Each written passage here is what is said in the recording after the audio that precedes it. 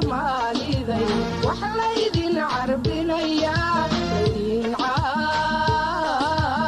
caawinayaa cilmi inaydin barataan oydan noqon cawaaniyo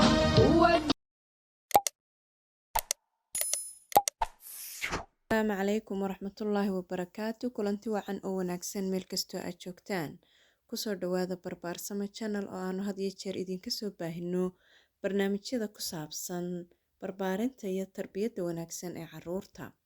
Haddii aad nagu cusub tahay subscribe saar, mawduuca hadduu ku cajabiyo like-ta ha ka hilmaamin, siina share gare si uu gaadho waalidiinta Soomaaliyeed meel kastoo ay joogaan. Mahadsanid. Calool istaaga ayaa ah waxyaabaha soo noqnoqda ee had iyo jeer lagu arka carruurta, taas oo waalid badan warwar gelisa iyaga oo isweydiinaya maxaa sababa iyo sidee ayaad u socodsiin kartaa ilmaha yar caloosha. Haddaba markan waxa aynu mawduuceennan ku eegi doonaa waxyaabaha sababi kara iyo sida ugu fudud ee waalidku ilmihiisa caloosha u socodsiin karo. Haddaba marka aynu ka bilowno marka uu baybigu yar yahay sanad iyo wixii ka yarna uu jiro, waxaa la arkaa in xafaayaddiisu mararka qaar ay nadiif tahay, taasi oo keenaysa isbeddelka calooshiisa ku socda umana baahna in aad haba yaraatee waalid ahaan xaaladdaasi ka warwarto xataa haddii ay gaadho 1 usbuuc. Carruurtu marka ay soo gaadho 2 jir iyo wixii ka weyn, haddii 2-3 maalmood iyo wixii ka badan aanay suuliga gelin, waxa ay noqonaysaa taasi in ay calooshu taagan tahay islamarkaana ay u baahan yihiin in la caawiyo. Sidaa awgeed ka jooji markiiba waxyaabaha macmacaanka ah sida shukulaataha. Cuntooyinka kale ee ay tahay in laga joojiyo waxaa ka mid ah roodhida cad iyo waxyaabaha laga sameeyey dhammaan daqiiqda cad. Cuntooyinka laga soo iibsado suuqa ee loo yaqaano fast food-ka. Waxa kale oo iyagana ay tahay in laga yareeyo ama laga joojiyo muuska, kaarootada iyo baradhada. Taas beddelkeedana waxaa muhiim ah in loo badiyo khudradda iyo cuntooyinka uu ku badan yahay borotiinku.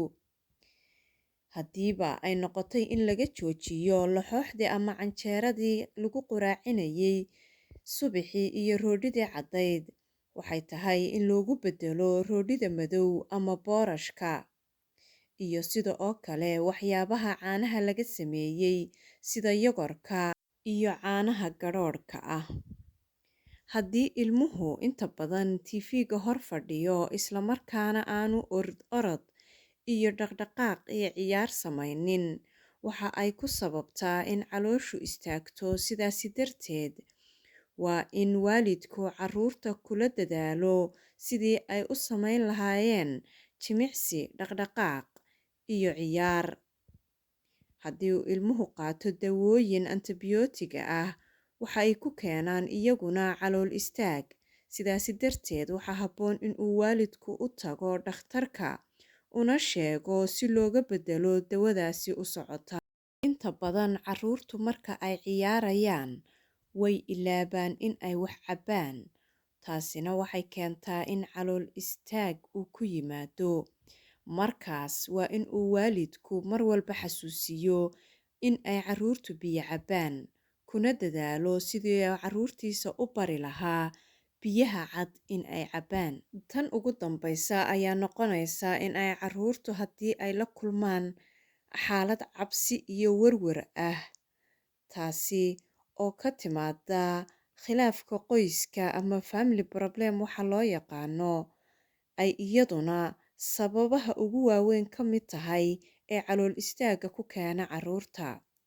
Sidaa awgeed, waxaa habboon in waalidku uu xaaladda dejiyo islamarkaana uu mar walba carruurta u turo. Intaa ayaan kusoo koobi doonaa markan iyo barnaamijkeena.